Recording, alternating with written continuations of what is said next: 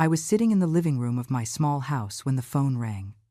It was an unknown number, but something inside me told me I had to answer. On the other end, a cold, professional voice asked if I was Margaret Sullivan. I confirmed with a lump in my throat. The woman from the bank informed me that my name was in the system for delinquent debtors and that I had an overdue auto loan for $42,000. I felt as if the floor had disappeared beneath my feet. I had never bought a car. I had never signed any contract. My hands began to shake as I held the phone. The bank employee continued explaining that the installments had gone unpaid for 3 months and that they were already initiating legal proceedings against me. My voice barely came out when I told her there must be a mistake, that I had not authorized any of that.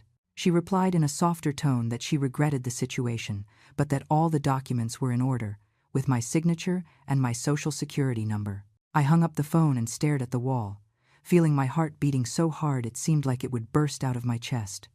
I could not understand what was happening. At 64 years old, I had worked all my life to keep my credit score clean. I never owed a cent to anyone. I always paid everything on time, with my hard-earned money. And now they were telling me I owed $42,000 for a car I did not even know existed. I needed answers. I called the bank back and asked to speak with someone who could give me more information. After 30 minutes of holding and being transferred from one department to another, a supervisor finally attended to me. I explained the whole situation with a breaking voice. He reviewed the file and told me something that made my blood run cold.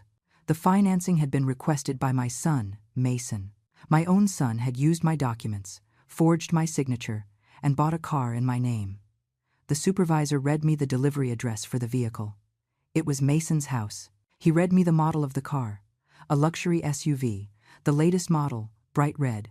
I cut the call without even saying goodbye. Tears began to roll down my cheeks while my mind tried to process what I had just heard. My son, the boy I raised alone after becoming a widow, the young man to whom I gave everything I could, and much more. Mason had betrayed me in the cruelest way possible. I grabbed my purse with trembling hands and ran out to my car. I needed to see him. I needed to hear him tell me to my face that this was a terrible mistake. I drove the 20 minutes to his house with a racing heart and a mind full of contradictory thoughts. Maybe someone had stolen his identity too. Maybe he knew nothing. Maybe there was an explanation. When I arrived, I saw the car. That damn red SUV parked in his driveway, shining under the sun as if mocking me. My legs were shaking as I walked toward the front door. I rang the doorbell once, twice, 3 times. Finally, the door opened. It was Tiffany, Mason's wife. She looked at me with that expression she always had, as if I were a nuisance in her perfect life. She did not even say hello. She just stepped aside and yelled inside that I had arrived. Her tone made it clear that my visit was not welcome. Mason appeared in the living room with a beer in his hand. He looked at me without surprise, as if he already knew why I was there. My voice came out stronger than I expected when I asked him about the financing, about the car, about my name on a debt I never authorized. He shrugged. Just like that, as if it were nothing, as if we were talking about the weather. He told me yes, that he had financed the car in my name because Tiffany needed a new vehicle and they did not have available credit. He said I should understand, that she was my daughter-in-law and deserved something nice. I felt my blood boiling. I asked him how he dared to do that without my permission, without even consulting me. He let out a short, bitter laugh. He told me that I was not using my credit for anything anyway, that he just took advantage of something I had available, that I should be happy to be able to help my family. Tiffany intervened from the couch, where she was looking at her phone without paying attention to me. She said, I had always been a present mother, and now it was time to prove that love by paying the car installments, that they were going through a difficult time financially, and that I, as the grandmother of their children, should support them. I could not believe what I was hearing. I told them the bank was suing me, that my credit was ruined, that I did not have that money. Mason replied coldly that I needed to get it then, because if I did not pay, the problem was mine, not theirs. He said the car was already in my name on the papers and that legally I was the responsible party. I tried to make him listen to reason. I reminded him of everything I had done for him, how I worked 3 jobs simultaneously when he was a child to give him an education, how I paid for his entire college tuition, how I helped him when he got married, when his first child was born, when he needed money for the down payment on his house. I reminded him of every sacrifice, every sleepless night, every meal I skipped so he could have a full plate. He looked at me with indifference and told me that was what mothers did, that it was my obligation to have raised him, that he did not ask to be born and that I chose to have him, so I should not charge him anything now. His words were like daggers straight to the heart. Tiffany got up from the couch and approached me. She told me I was being dramatic, that I was blowing everything out of proportion, that the car cost only $800 a month, and that with my Social Security check I could pay it perfectly, that I should stop playing the victim and think about my grandchildren, who deserved to have a mother who came to pick them up in a decent car. I stared at her. That woman I welcomed into my family with open arms, the one I helped when she got pregnant and did not even have money for medical checkups, the one for whom I paid for the baby shower, the baby clothes, the diapers for months. That same woman was now demanding I pay for her luxury car while treating me as if I were a burden. I left that house without saying another word. There was nothing I could say to them that would make a difference. They had already decided that I was their source of money, their solution to all their financial problems. And the worst part was realizing that this had not been a mistake. It had been planned. It had been intentional. I drove back to my house with tears blurring my vision. I had to pull over twice on the way because I could not see well. When I finally arrived, I sat in my car for almost an hour, simply crying. Crying for the betrayal. Crying for the ingratitude. Crying because the son I loved more than my own life had used me as if I were worth nothing. That night I could not sleep. I sat in the kitchen, staring at the walls, trying to understand how I had reached this point. How my own son had become someone so cruel, so selfish. The hours passed slowly while my mind went over every moment, every sacrifice I had made for him. The next morning, I decided to check my bank accounts. Something told me the car was not the only thing. I opened my laptop with trembling hands and logged into my account. What I saw knocked the wind out of me. My savings account, where I kept my emergency fund, was almost empty. I had had $12,000 saved. Money I had gathered over years, penny by penny. Now only $300 remained. I stared at the screen without being able to blink, feeling the world crumbling around me. I checked the transaction history. There were constant withdrawals over the last 6 months, amounts of $500, $700, $1,000, all made at ATMs near Mason's house, all made with my debit card, the card I kept in my wallet and had never lent to anyone. But then I remembered something. A year ago, Mason asked to borrow my card because he said he needed to make an urgent deposit into my account. I gave it to him without thinking twice. He was my son. I trusted him. He returned it to me that same day. I never suspected he had made a copy. I never imagined he had discovered my PIN by watching me when I used it. I kept checking. I opened my email inbox and searched for messages from the bank that I might have ignored. I found dozens of notifications I had overlooked, thinking they were just junk mail. But they were not. They were alerts for requested loans, for open lines of credit, for suspicious movements. My heart beat faster and faster. I logged into my personal credit report portal. Everything was there. Besides the financing for the car for $42,000, there were 3 more personal loans. One for $8,000, another for $5,000, and one more for $12,000, all approved in my name, all with my supposed signature, all delivered to an account that was not mine. I did the math with shaking hands. In total, I owed $67,000. Money I never saw. Money my son had stolen from me using my identity, my trust, my mother's love. I got up from the chair, feeling my legs could not support me. I walked to the bathroom and threw up. The shock was so great my body could not process it. I sat on the bathroom floor for I do not know how long, hugging my knees, feeling my whole life falling apart. When I managed to stand up, I washed my face and returned to the computer. I needed to know more. I logged into my credit card company account. I had forgotten I had a credit card I barely used with a $10,000 limit the bank had offered me years ago. The card was maxed out, $10,000 spent. I checked the transactions and felt rage beginning to replace the pain. purchases at luxury clothing stores, expensive restaurants, a jewelry store, an electronics store, everything near Mason's house. Everything in the last 4 months. Tiffany. She had been using my credit card as if it were hers, buying whatever she pleased while I lived on the minimum, watching every cent of my pension. I printed all the documents, every statement, every transaction, every loan. I organized them in a folder while tears fell on the papers. This was the proof of the biggest betrayal of my life, the proof that my son and his wife had been stealing from me systematically for months. I picked up the phone and called Mason. I needed to hear his voice.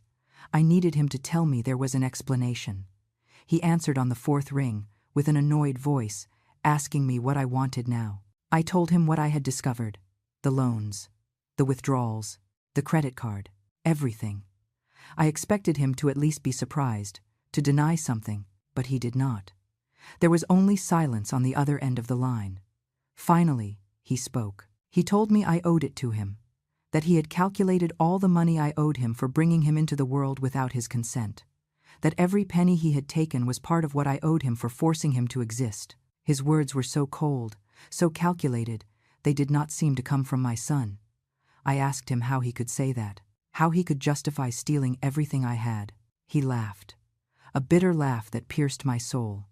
He told me I was a dramatic old woman, that he was not stealing anything because everything I had should be his anyway, that when I died, he would inherit it, so he was just advancing the inevitable.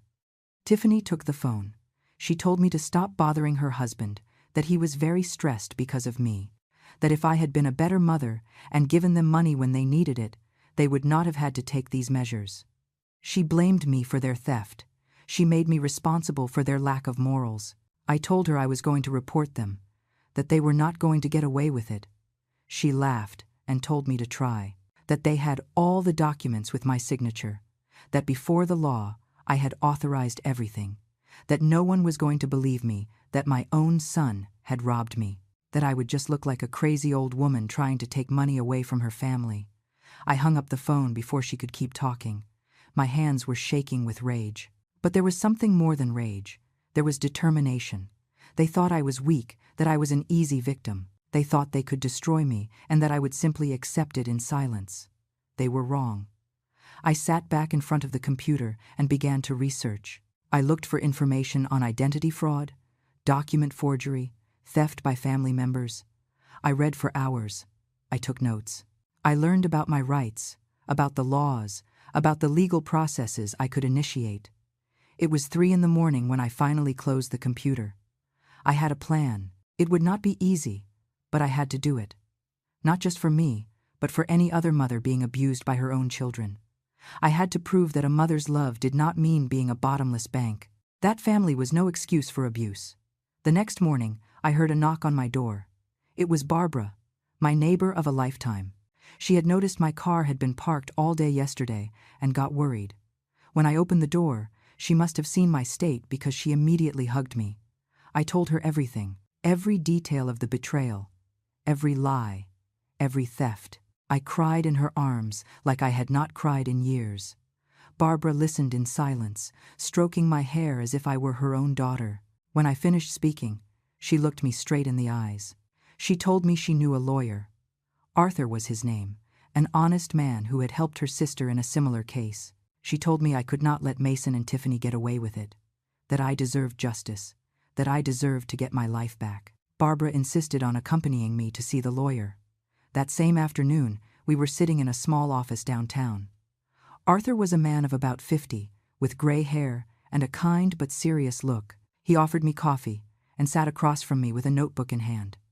I told him the whole story from the beginning. I did not omit any detail. I showed him all the documents I had printed, the bank statements, the suspicious transactions, everything.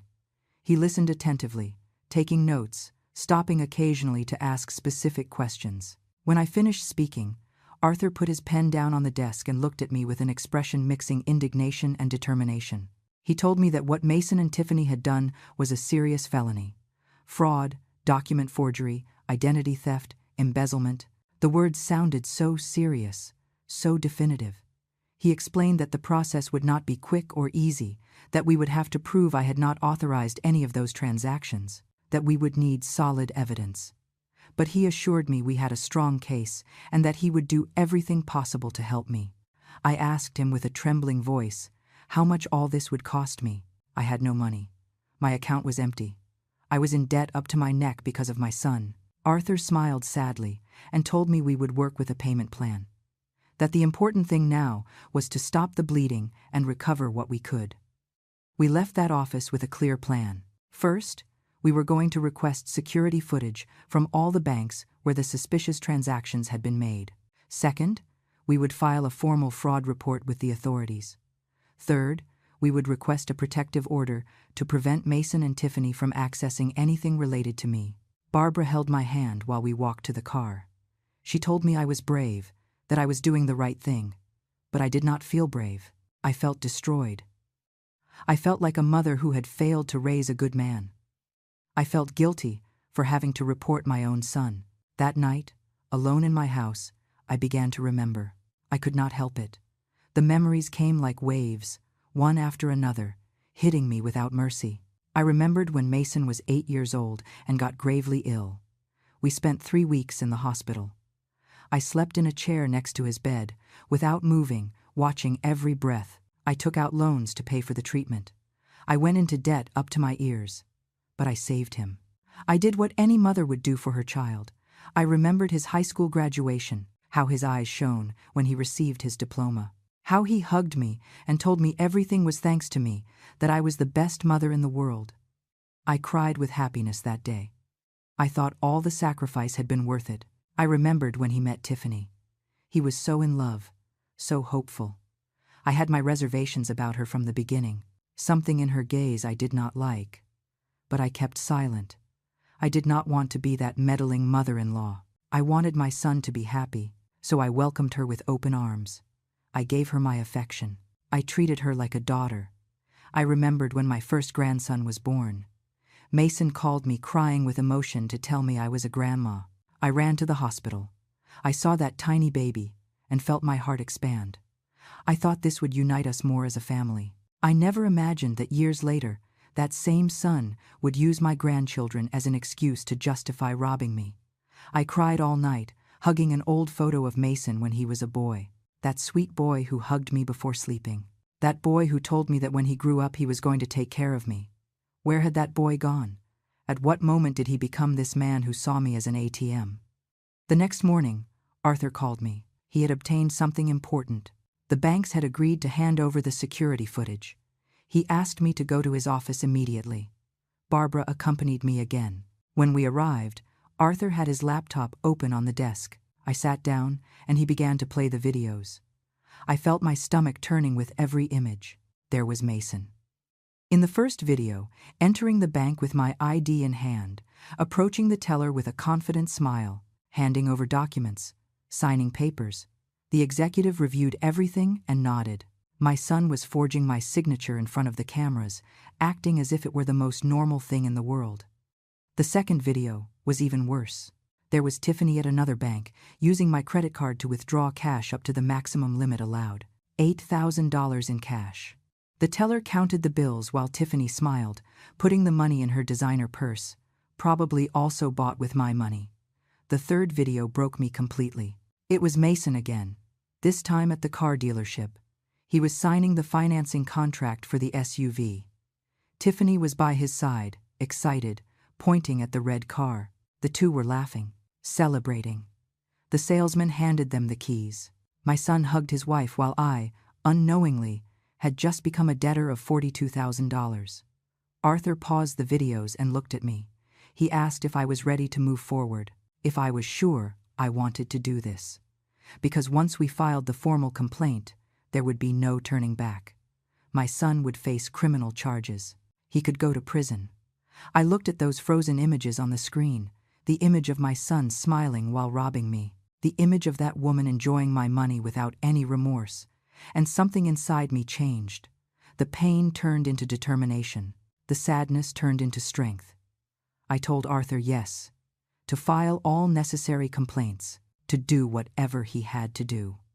that I was no longer the mother who was going to allow more abuse, that if my son decided to betray me this way, then he would have to face the consequences of his actions. That afternoon, we went to the district attorney's office together. We filed a formal complaint for fraud, document forgery, identity theft, and embezzlement. The prosecutor who attended to us reviewed all the evidence with attention. The videos were conclusive. There was no way to deny what had happened. She asked if I was aware that this meant my son would be investigated criminally, that if everything I alleged was proven, he could face several years in prison. I felt a lump in my throat, but I nodded. There was no other option. He had crossed a line from which there was no return. The prosecutor assured me they would take the case seriously, that cases of financial abuse by family members were more common than people thought, but few victims dared to report it.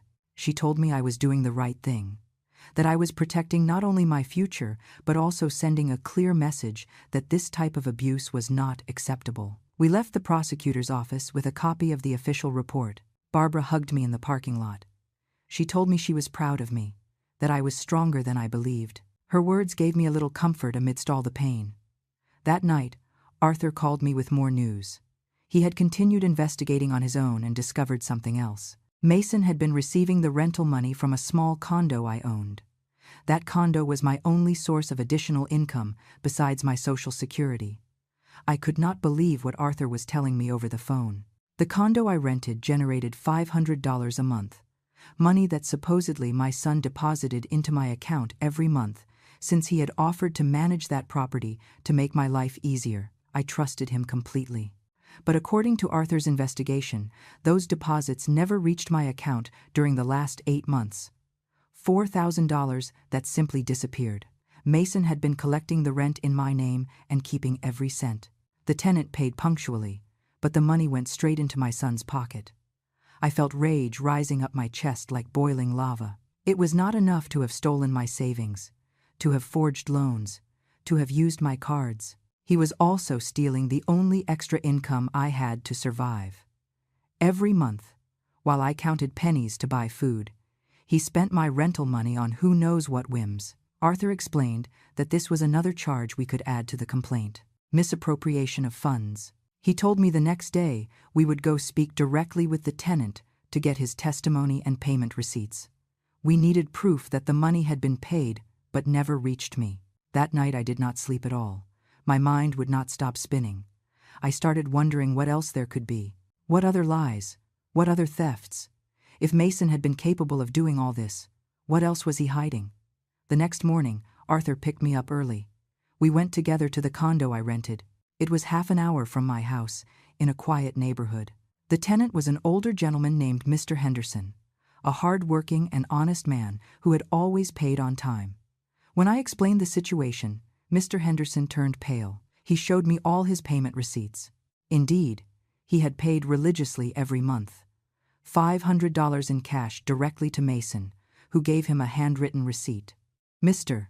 Henderson never suspected anything because my son always told him he was the one managing the property for me. Mr. Henderson apologized repeatedly, although he was not to blame at all. He told me if he had known I was not receiving the money, he would have come directly to find me. I assured him he had done nothing wrong, that the victim was not just me but also him, who trusted he was fulfilling his obligation. Arthur took photographs of all the receipts, each one signed by Mason, each one with his clearly recognizable handwriting. This was irrefutable evidence that my son had been systematically diverting the money that belonged to me. Back in the car, Arthur told me something that froze me. He asked if Mason had access to anything else of mine: properties, investments, accounts. I told him no, just that condo. But then I remembered something that made me feel a void in my stomach. 2 years ago, when my husband died, he left a small life insurance policy, $50,000. I invested that money in a fund that gave me monthly interest. It was not much, but it helped.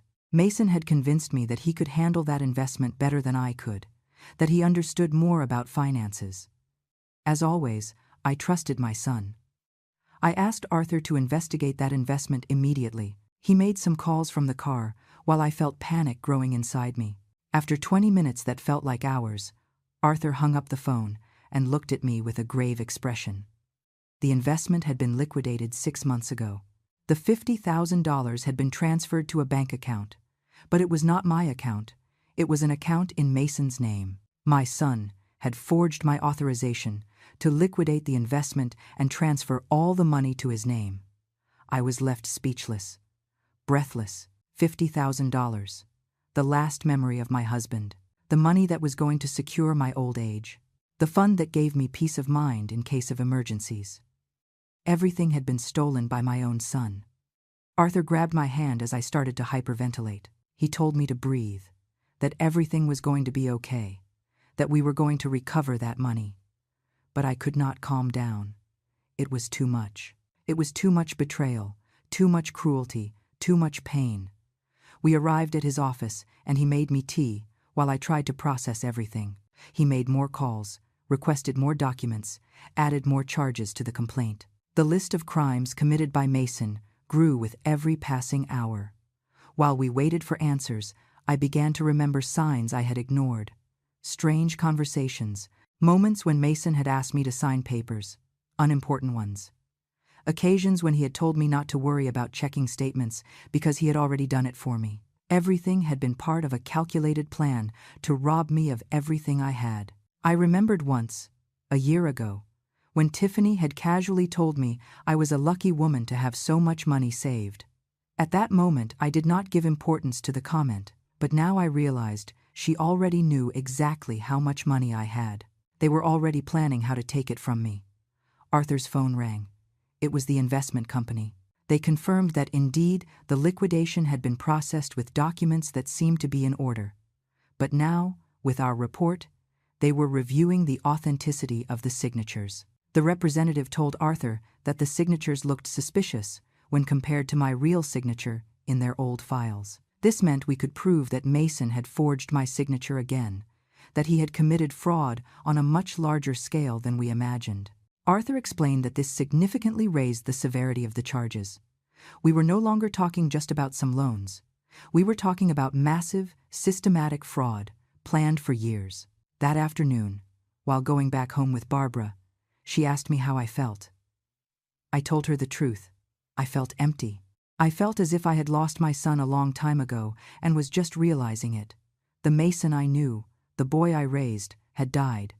In his place was a stranger, a criminal, someone capable of destroying his own mother without blinking. Barbara hugged me and cried with me. She told me I had the right to feel pain, to feel rage, to feel betrayal, but that I also had the right to defend myself, that I was not a bad mother for protecting myself. That love did not mean allowing abuse. That night, Mason called me. His number appeared on my phone, and I felt my heart racing. I hesitated to answer, but finally, I did. I needed to hear what he had to say. His voice sounded annoyed, almost angry. He told me he had received a summons from the district attorney's office, that I had reported him, that how did I dare do that to my own son. There were no apologies. There was no regret, only indignation, because I had dared to defend myself. I told him with a firm voice that he had stolen everything from me, my savings, my inheritance, my peace of mind, my future, that he had forged documents, he had committed fraud, he had destroyed my name, and that now he was going to face the consequences of his actions. Mason laughed sarcastically.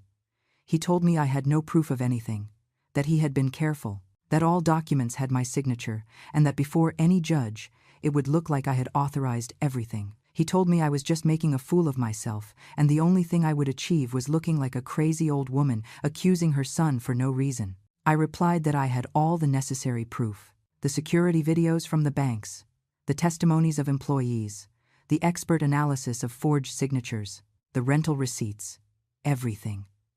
There was silence on the other end of the line, a long and tense silence. Finally, Mason spoke. But this time his voice was different. He no longer sounded confident or mocking. He sounded nervous. He asked me what videos, what proof. I told him he knew perfectly well what I was talking about, that they had filmed him at the banks forging my signature, that we had recordings of Tiffany withdrawing thousands of dollars with my card, that every fraudulent movement was documented. I heard him breathing heavily on the other end. Then his tone changed completely. He started saying everything had been a misunderstanding, that he thought I had given him permission, that maybe he had misinterpreted our conversations, that he never wanted to hurt me. The lies came out of his mouth with such ease it disgusted me. I told him to stop pretending, that I knew exactly what he had done and why he had done it, that he had planned every theft, every forgery, every deception, that there was no confusion or misunderstanding, there was only deliberate betrayal. Tiffany took the phone. She was screaming. She called me a bitter old woman, selfish, bad mother, said I was destroying my own family for money, that my grandchildren would suffer because of me, that if Mason went to prison, I would never see those children again. She was using my grandchildren as a weapon, as emotional blackmail. I replied with a calm I did not know I had. I told her she had destroyed this family when she decided to manipulate my son to rob me, that if my grandchildren suffered, it was because of their parents' decisions, not mine, that I had tried to build a healthy family, but they had poisoned it with their greed. She kept shouting insults, but I hung up. I had nothing more to discuss with that woman. I had nothing more to discuss with either of them. Now I only had to wait for justice to do its job. The following days were a storm of legal activity. Arthur worked tirelessly. We filed requests with all banks to freeze Mason and Tiffany's accounts until the case was resolved. We requested the preventive seizure of the red SUV. We asked for a restraining order so neither of them could approach me or my properties.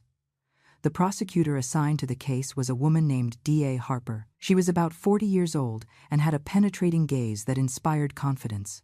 She summoned me to her office to review the whole case in detail. We spent 3 hours going over every document, every piece of evidence, every testimony. D.A. Harper told me something I will never forget. She told me that in her 20 years as a prosecutor, she had seen dozens of cases like mine. Children abusing elderly parents, relatives stealing inheritances, spouses emptying accounts, but that very few victims dared to report, that the majority preferred to suffer in silence out of fear, shame, or a misplaced sense of family loyalty. She told me I was doing something important, that my case could set a precedent, that it could help other people in similar situations find the courage to defend themselves. Her words gave me strength I did not know I needed. D.A. Harper explained the process ahead. First, they would summon Mason and Tiffany for formal questioning. They would show them the evidence. They would give them the opportunity to confess or hire their own lawyers. Depending on their answers, the case could go to trial or they could accept a deal. She asked me what I wanted to happen. If I sought only to recover my money, or if I wanted them to face full criminal charges. I looked her straight in the eyes and told her I wanted both. I wanted my money back, but I also wanted them to pay for what they did. I wanted them to understand that their actions had consequences. A week later, Arthur called me excited. The bank had seized the red SUV. The police had gone to Mason's house with a court order and taken the car away. Tiffany had come out screaming into the street, making a scene in front of all the neighbors. But there was nothing she could do. The vehicle would be auctioned, and the money would go to pay part of the debt they had generated in my name. I felt relieved, but also strange. Seeing my son suffer consequences broke my heart, even knowing it was necessary. It was as if two parts of me were in constant war. The mother who wanted to protect her son, and the woman who needed to protect herself. Barbara kept visiting me every day. She brought food, sat with me, listened when I needed to talk. One day she told me she had heard other neighbors commenting on my situation. At first, I got scared, thinking they would judge me. But Barbara told me it was quite the opposite. The neighbors admired my courage. Some even confessed they had lived through similar situations but never dared to do anything. One of them, a lady named Dorothy, came to visit me one afternoon. She told me through tears how her son had stolen $25,000 from her retirement account and she never reported him. She lived with that burden of pain and resentment for 5 years. I told Dorothy it was never too late to seek justice, that she also deserved to be defended. I gave her Arthur's number. I do not know if she finally called him, but I hope so. No one should live being a victim of their own family. 2 weeks after the complaint, the official summons for Mason and Tiffany arrived. They had to present themselves at the DA's office for formal questioning.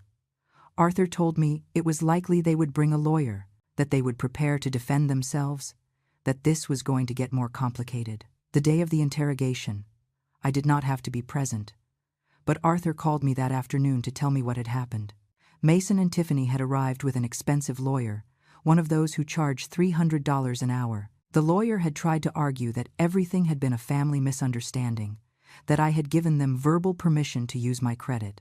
But when DA Harper showed them the security videos, the expert analysis of forged signatures, the bank testimonies, everything collapsed. The lawyer asked for a recess to speak with his clients. When they returned, their strategy had changed. Now they alleged that Mason had serious financial problems and that he had acted out of desperation, not malice. DA Harper did not accept those excuses. She showed them the evidence of the $50,000 from the liquidated investment. She showed them the receipts of the diverted rent for 8 months. She showed them the luxury purchases on the credit cards. This was not desperation. This was systematic greed. The lawyer finally asked to negotiate a plea deal. He proposed that Mason and Tiffany return all the stolen money within 2 years in exchange for dropping criminal charges. DA Harper told them that proposal would have to come from me, that I was the victim, and I decided. Arthur asked me what I wanted to do. He explained the options.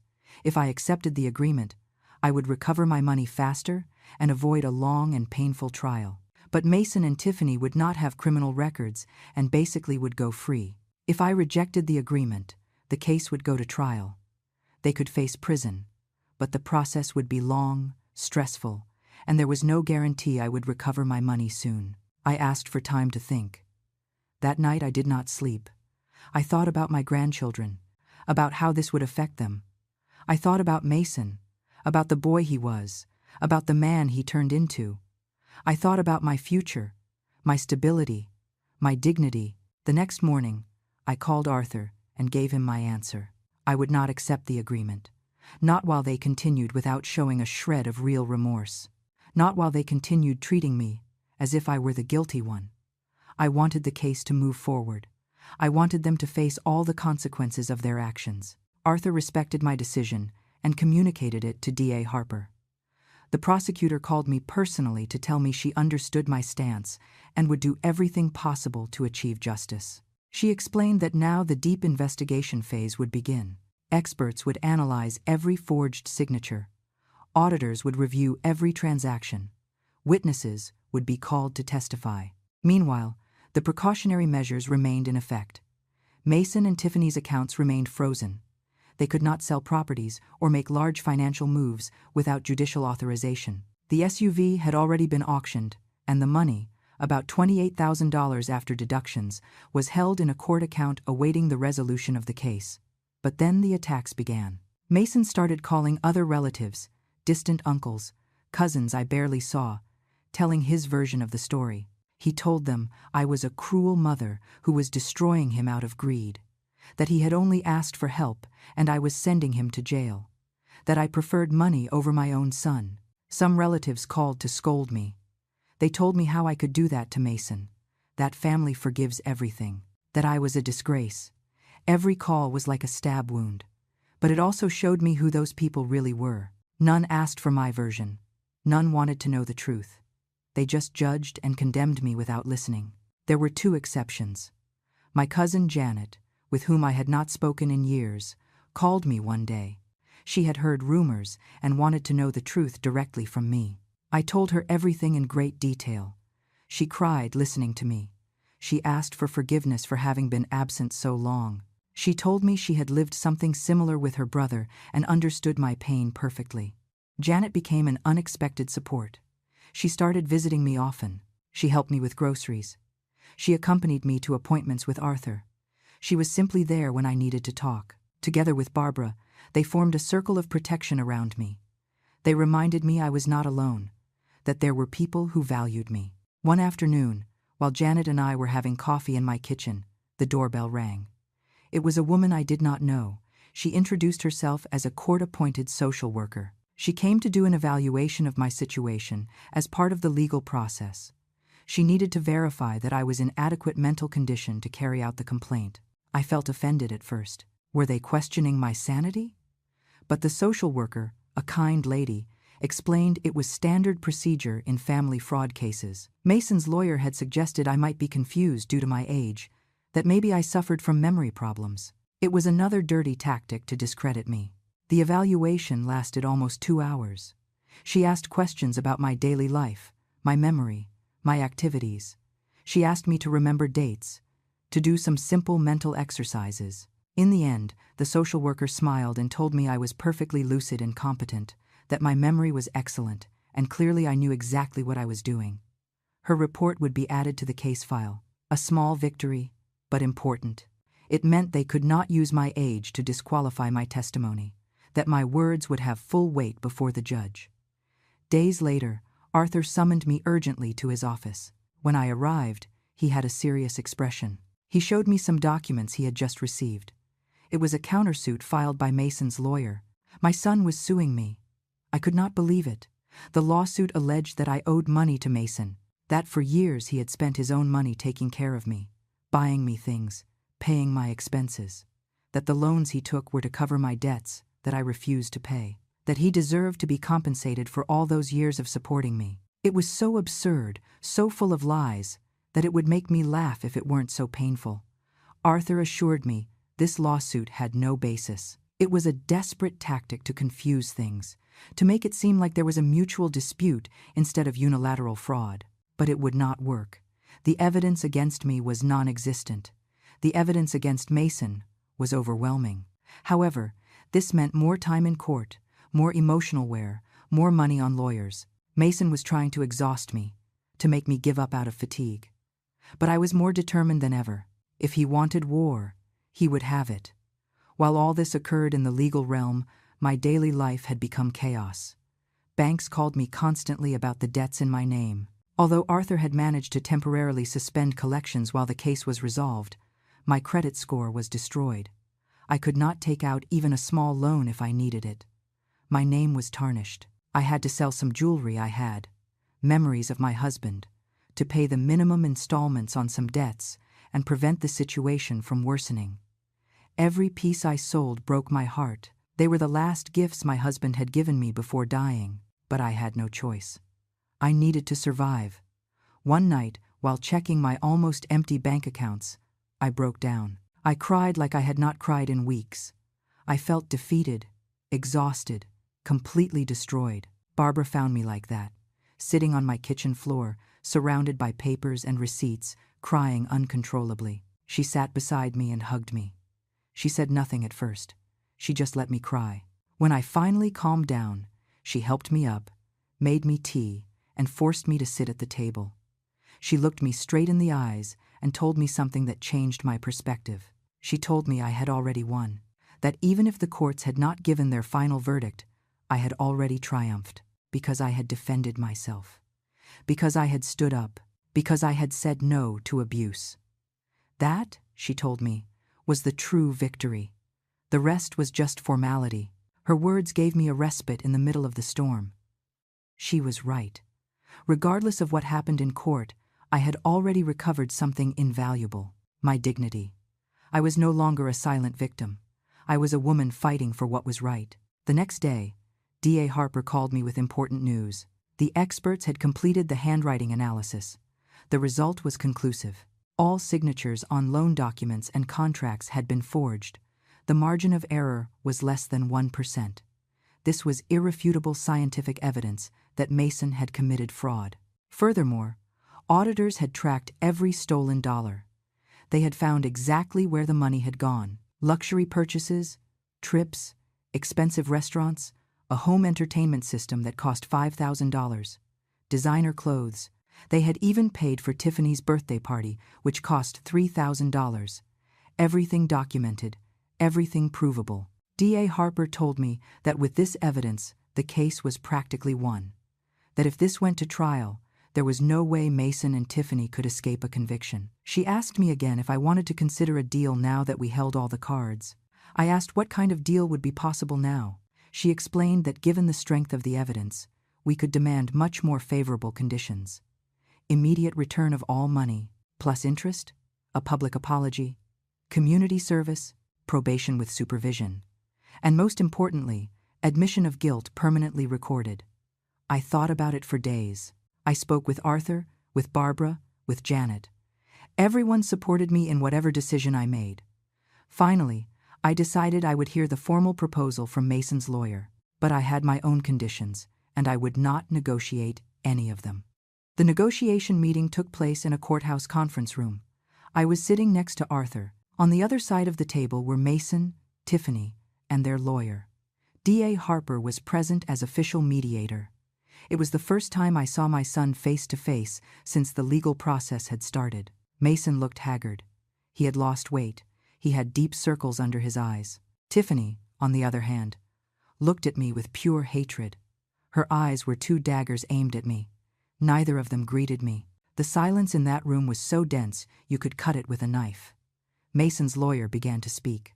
He proposed that his clients would return all documented stolen money, the $67,000 of fraudulent loans, the $12,000 from the savings account, the $4,000 from the diverted rent, in total, $83,000. But he did not mention the $50,000 from the liquidated investment. Arthur immediately pointed out that omission. The lawyer hesitated. He said those $50,000 were a separate issue, that there was ambiguity about whether my husband had wanted that money to go to Mason eventually. It was a blatant lie, and everyone in that room knew it.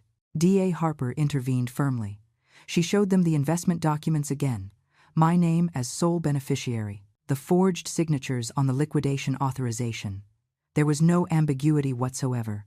That was theft, period. The lawyer had to back down and add those $50,000 to the proposal. $133,000 in total, but I had my own demands. Not only did I want the money back, I wanted the interest that money would have generated if it had been in my accounts. I wanted compensation for the damage to my credit. I wanted them to pay the debts they had generated in my name directly, not give the money to me so I would pay them. And I wanted something else. I told them, looking directly at Mason, that I wanted an apology. A real apology, notarized, where they admitted every single thing they had done, every lie, every theft, every forgery, and that apology be a permanent part of the court record. Tiffany exploded. She got up from the chair screaming that I was crazy if I thought she was going to apologize, that she had done nothing wrong, that I was a bitter old woman who could not stand seeing her son happy, that all this was out of envy because they had a better life than mine. D.A. Harper asked her with a firm voice to sit down and shut up. She reminded her she was facing serious criminal charges, and her attitude was not helping at all. Tiffany let herself fall into the chair, but kept glaring at me. Mason finally spoke. It was the first time I heard his voice in weeks. He asked me with a tired tone if I really wanted to destroy him, if after everything we had been through together as mother and son, I could send them to jail without remorse. He was trying to use maternal guilt against me once more. I replied calmly but firmly. I told him it was not me who had destroyed him, that he only destroyed himself the day he decided stealing from me was acceptable, that I was not sending him to jail, his own actions had put him there, that every decision he made had consequences and now he had to face them. I reminded him of everything he had done, not as reproaches, but as facts. The forged signatures, the fraudulent documents, the $50,000 from his dead father's investment, the rent diverted month after month, the credit cards used for luxuries while I ate rice and beans to survive. Everything, one by one. I saw his eyes fill with tears. For a moment, I thought he had finally reached real repentance, but then he spoke again, and I realized his tears were not of remorse, they were of self-pity. He was lamenting being caught, not what he had done. He told me if I insisted on all those conditions, they had no way to pay, that they did not have $133,000, that their accounts were frozen, that they had lost the car, that they were practically on the street, that I was leaving them with nothing. Arthur then took out a document he had prepared. It was a report of Mason and Tiffany's assets. They had a house in their name valued at $200,000. They had savings they had hidden in accounts of Tiffany's relatives. They had small investments. They had valuable belongings. They were not on the street, nor close to being so. Their lawyer reviewed the document, and his expression changed. He realized we had done our homework, that we knew exactly what resources they had. He asked for a 20-minute recess to speak with his clients in private. While we waited, Barbara and Janet, who had come to support me and were waiting outside, entered the room. Barbara brought me water. Janet squeezed my hand. D.A. Harper told me quietly I was doing very well, to stay firm. When Mason, Tiffany, and their lawyer returned, the attitude had changed. The lawyer proposed a new agreement.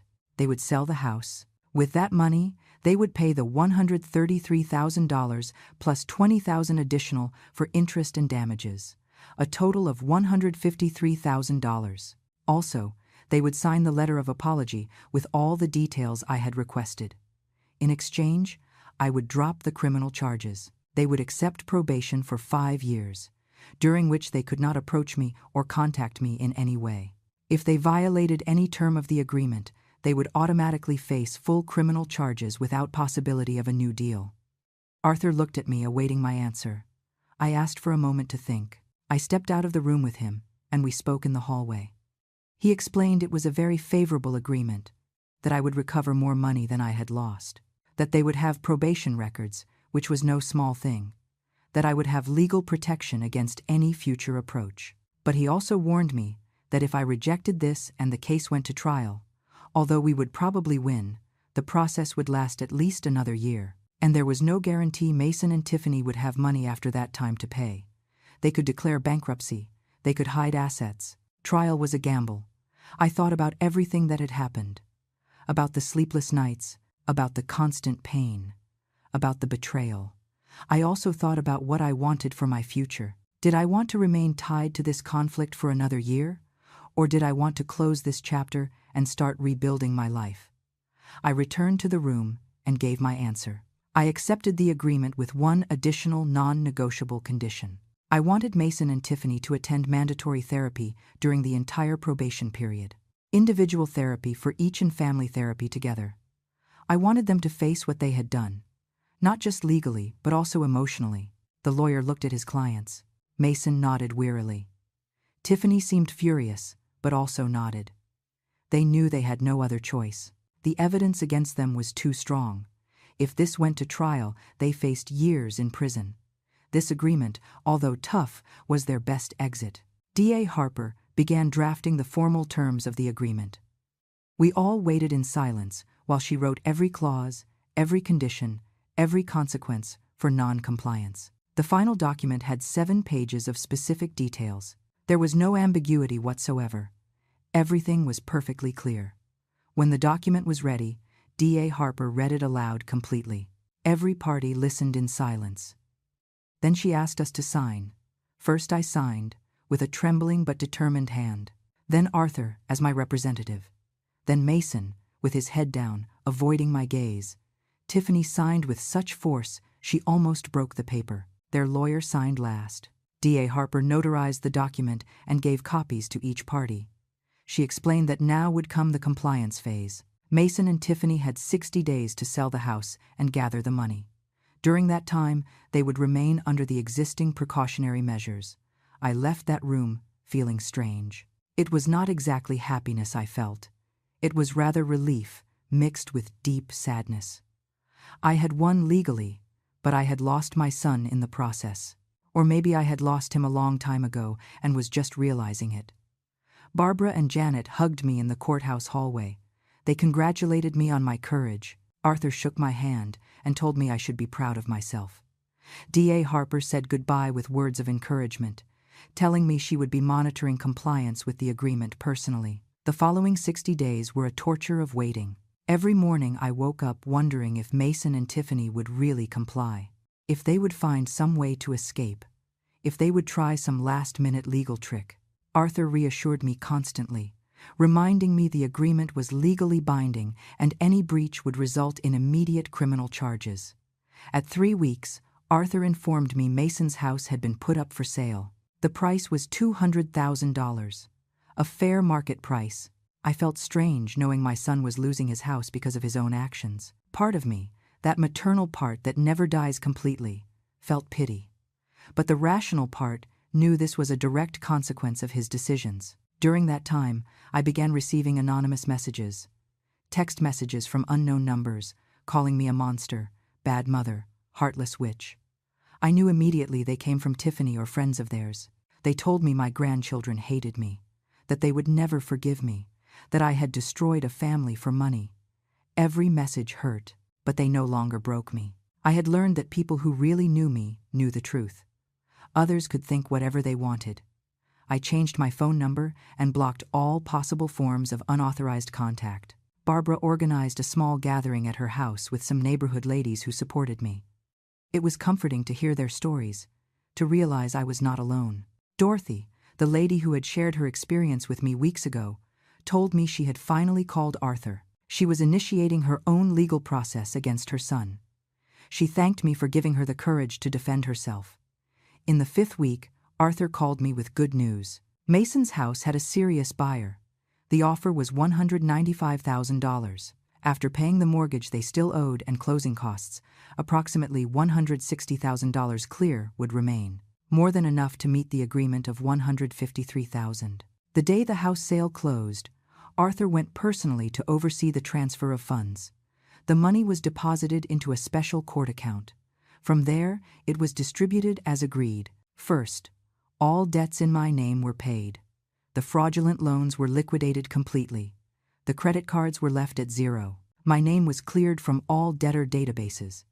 Then, the rest of the money was transferred to my bank account, $105,000. It was more money than I had lost, thanks to interest and compensation. When I saw that balance in my account, I started crying. They were not tears of joy exactly. They were tears of closure, of ending a nightmare. But the money was not the most important thing I had recovered. The most valuable thing was my dignity, my voice, my right to defend myself. Those things were priceless. A week later, I received a certified envelope. Inside was the letter of apology Mason and Tiffany had signed before a notary. I read it only once. It was mechanical, cold, clearly written by their lawyer, but it was there. Every fraudulent act admitted, every lie recognized, every theft confessed. On official paper, with their signatures, permanent in judicial records, I stored that letter in a box, along with all the case documents. I did not read it again. I did not need to. Its existence was enough. Arthur informed me Mason and Tiffany had started the mandatory therapy sessions. The assigned therapist would send monthly reports to the court confirming their attendance and participation. If they missed a single session without valid medical justification, they would violate the terms of the agreement. He also explained the restraining order was active. Mason and Tiffany could not come within 500 meters of me. They could not call me, write to me, contact me in any way. If they did, they would be arrested immediately. This protection gave me peace of mind. I knew I was safe. With the recovered money, I made some important decisions. First, I paid Arthur's fees completely. He had worked tirelessly for me and deserved every penny. Second, I gave a generous gift to Barbara as thanks for all her support. She tried to refuse it, but I insisted. Without her, I do not know if I would have had the strength to keep going. Then, I took a decision that had been hovering over me for weeks. I sold the condo I rented out. I no longer wanted to have properties to manage. I no longer wanted to worry about tenants or maintenance. I wanted to simplify my life. The condo sold for $75,000, money I invested safely in a fund that gave me guaranteed monthly interest. With part of the recovered money and the condo money, I bought a smaller house in a quiet neighborhood on the other side of the city, far from where Mason lived, far from painful memories. A new place for a new beginning. The house had 2 bedrooms, a small garden, and lots of natural light. It was perfect for me. Barbara moved to a house near mine.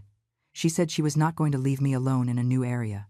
Janet also started visiting me regularly. The 3 of us became inseparable. We created our own chosen family, a family based on respect, genuine affection, and mutual support. I began attending a support group for victims of family financial abuse.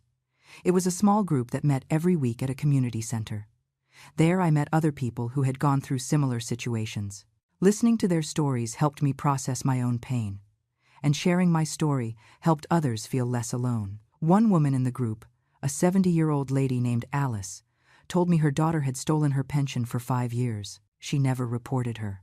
She lived with that burden of resentment and pain every day. I suggested she speak with Arthur. I gave her his number. I do not know if she did, but I planted a seed. Sometimes that is all we can do. As weeks passed, I started sleeping better. The nightmares diminished. The constant knot in my stomach began to loosen.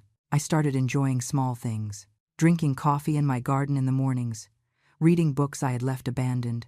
Cooking meals I liked without worrying about stretching every dollar. One afternoon, while watering the plants in my new garden, I realized something important. I realized I was smiling. A genuine smile, not forced. I had not smiled like that in months. It was a simple moment, but profound. It showed me I was healing, that life after betrayal was possible. 3 months after the agreement, D.A. Harper called to inform me. Mason and Tiffany had complied with all terms so far. They attended therapies. They had not violated the restraining order. They had paid all agreed money. The case was officially closed from a judicial standpoint. She asked me how I felt. I told her the truth. I felt free. I felt as if I had recovered my life. I felt proud to have defended myself. I felt sad about how everything ended, but at peace with my decisions. 6 months after the entire legal process concluded, my life had found a completely new rhythm. I woke up every morning in my small but cozy house, without the weight of anxiety that had crushed me for so long. The sun came through the windows, illuminating every corner, as if the light itself wanted to remind me I had left the darkness behind. I had started doing things I never had time to do when I was constantly worried about money or pleasing my son. I enrolled in a painting workshop for seniors at the community center. I discovered I had a certain knack for landscapes. Nothing professional, but it gave me peace and joy. Every brushstroke was therapeutic. Barbara, Janet, and I had formed a group we jokingly called the Invincibles. We met twice a week to have coffee, share meals, simply enjoy each other's company. They had become the sisters I always wanted to have, in the family I chose consciously. The support group for victims of family financial abuse had grown. Now we were almost 20 people. I had become a sort of unofficial leader. I shared my story with new members. I gave them hope that it was possible to defend oneself and recover. Several of them had contacted Arthur and were initiating their own legal processes. One afternoon, while preparing the house for one of our group meetings, the doorbell rang. I opened the door and froze. It was Mason. He was standing in my entryway, with wrinkled clothes, unshaven beard, and red eyes. My first instinct was to slam the door in his face and call the police. He was violating the restraining order. But something in his expression stopped me. It was not the arrogance of before. It was not the coldness. It was something different. He seemed genuinely shattered. He raised his hands in a sign of peace and asked me with a broken voice to please give him 5 minutes. Just 5 minutes to talk. I looked toward the street. His car was parked far away, probably so as not to technically violate the distance limit of the order. I hesitated. Every cell in my body shouted at me to close that door. But there was a part of me, that maternal part that never dies completely, that needed to hear what he had to say. I told him to stay on the porch, not to enter my house. I stood in the doorway, ready to close it at any moment. Mason nodded and began. His voice trembled. Tears began rolling down his cheeks as he spoke. He told me mandatory therapy had been the worst and best thing that had happened to him. That for months he had been in denial, blaming me, blaming the system, blaming everyone but himself. But his therapist did not allow those excuses. She forced him to look directly at what he had done, to face the truth of his actions. He told me Tiffany and he had separated, that she never accepted any responsibility and just blamed him for everything, that she had left with another man as soon as the money ran out, that finally he had seen who that woman really was, a manipulator who had used him as much as he had used me. Mason told me something that broke my heart again. He told me his children, my grandchildren, had asked him why they didn't see Grandma anymore, that he didn't know how to answer them, that finally he had told them the truth, adapted for their age, that Dad had done very bad things to Grandma and she had to protect herself, that the children cried and asked him if they could see me someday. Tears ran down my face as I listened to him. The mention of my grandchildren hurt deeply. I loved them so much, but I knew I could not have them in my life if that meant allowing Mason to come close again, without real consequences. Mason continued speaking. He told me he did not expect me to forgive him, that he understood if I never wanted to see him again. But he needed me to know something important, that finally, after months of therapy, he understood the magnitude of what he had done to me, that there was no justification, that he had destroyed the most important relationship of his life out of greed and selfishness. He asked for my forgiveness, not the mechanical forgiveness of the notarized letter, a real forgiveness, full of pain and genuine regret. He told me he would spend the rest of his life trying to be a better person, that he was working 2 jobs to rebuild his life from scratch, that he attended therapy even though it was no longer mandatory, that he was trying to teach his children the value of honest work and respect for others. I looked him in the eyes. I saw my son there, not the criminal who had robbed me, but the boy I had raised. But I also saw a man who had made terrible decisions and now carried the consequences. I saw genuine pain, but I also saw that pain was necessary. It was part of his process of real change. I told him with a firm voice but not cruel that I appreciated his words, that I could see he was trying to change, but that I needed him to understand something fundamental. Forgiveness did not mean forgetting. It did not mean returning to the relationship we had before. That relationship died the day he decided to betray me. There was no way to resurrect it.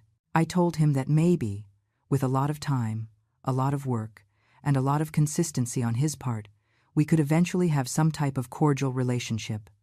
But that would take years, not months. That he would have to demonstrate with actions, not words, that he had really changed. And that in the meantime, he needed to respect my space and my peace. Mason nodded while crying. He told me he understood, that he would respect my terms, that he would not come close again without my permission. He gave me an envelope he carried in his hand. He told me inside were photos of the children and letters they had written for me. That he did not expect an answer, but wanted me to know they missed me and loved me. I took the envelope with trembling hands.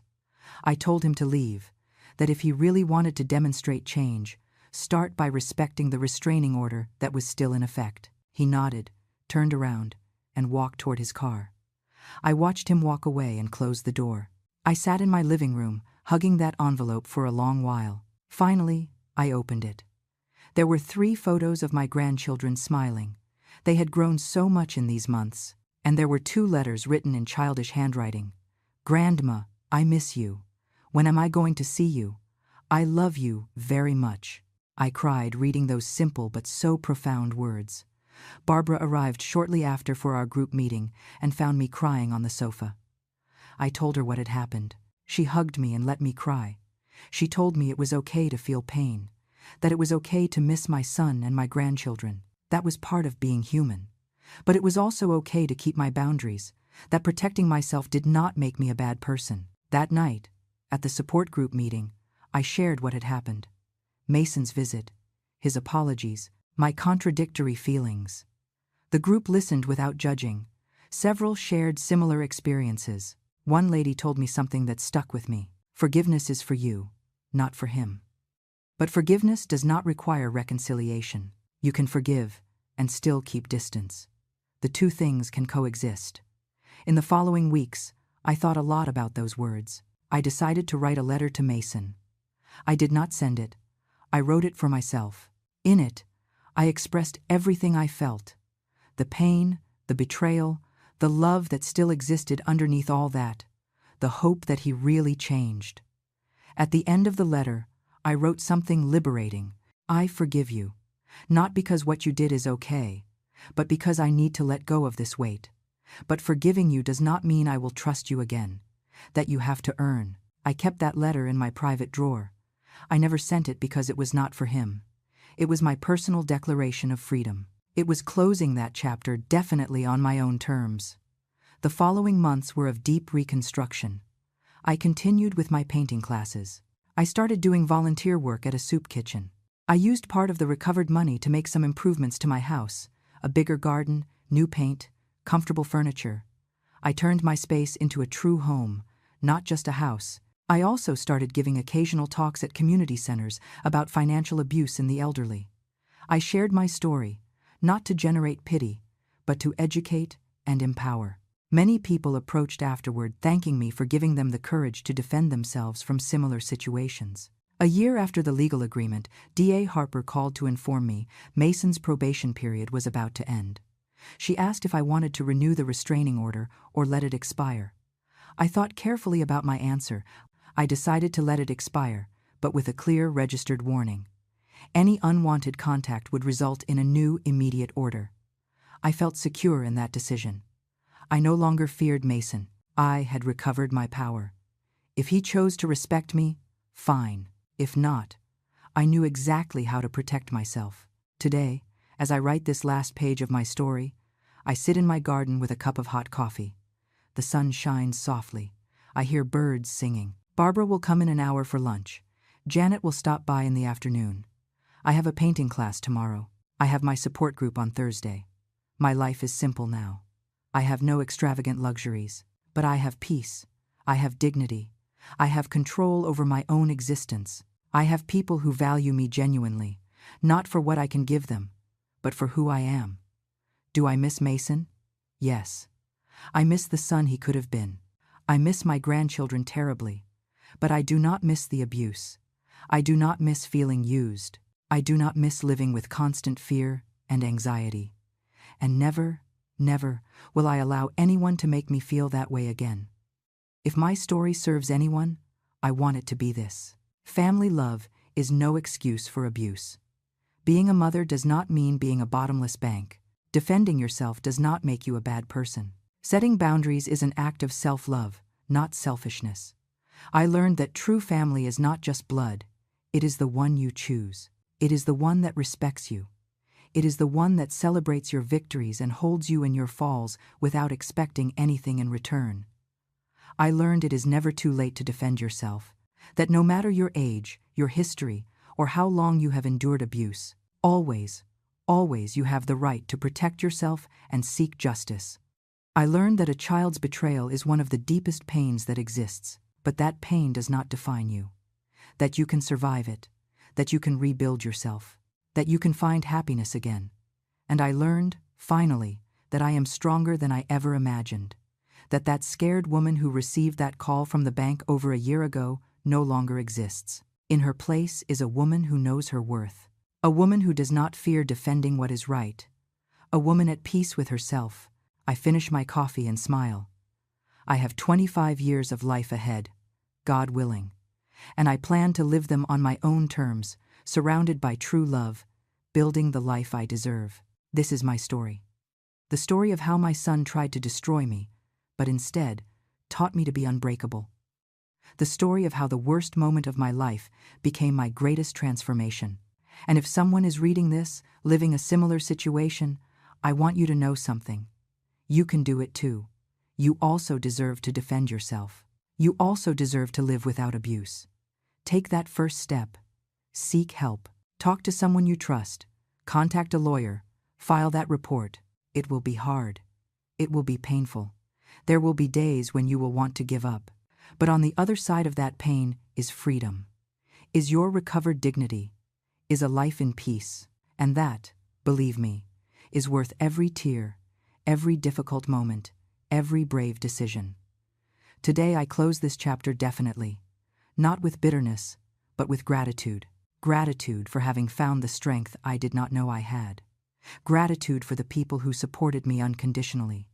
Gratitude for a second chance to live the life I really deserve. My name is Margaret Sullivan. I am 65 years old. And finally, after everything, I am free.